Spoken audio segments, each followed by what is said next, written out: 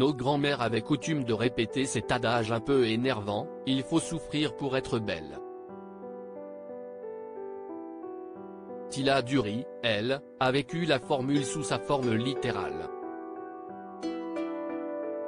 Cette ravissante adolescente australienne de 16 ans voulait juste avoir un beau et pénétrant regard, des sourcils joliment dessinés, d'une teinte parfaite, avec de longs cils bien noirs.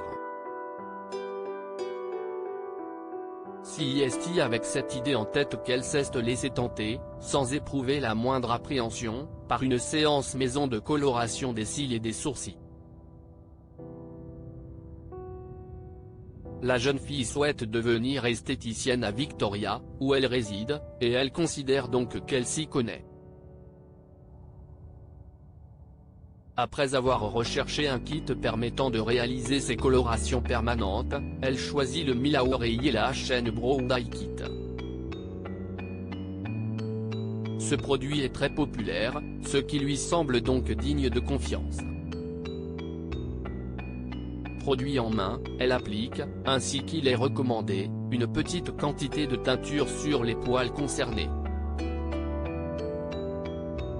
Très vite, elle ressent une douleur intense.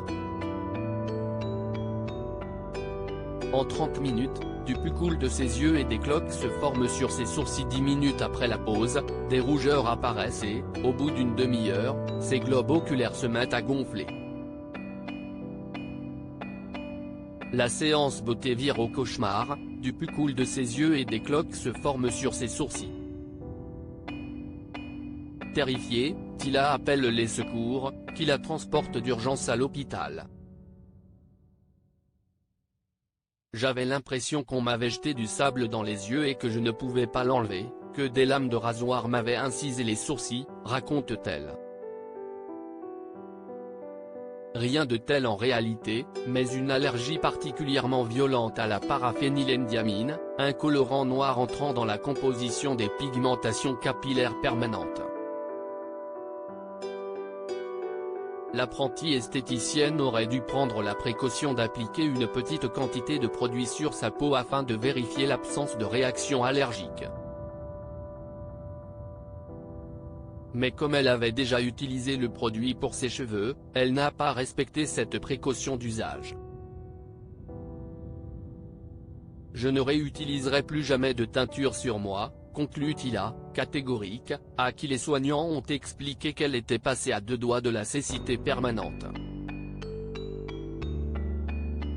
Aujourd'hui, Tila, devenue esthéticienne, a un message à faire passer: faites un test allergène avant une séance. Ce n'est pas compliqué et vous pourrez tranquillement faire vos teintures après. Sinon, vu le risque, passez un coup de crayon et de mascara, cela fera aussi bien l'affaire. Un sage conseil fruit d'une expérience pour le moins douloureuse.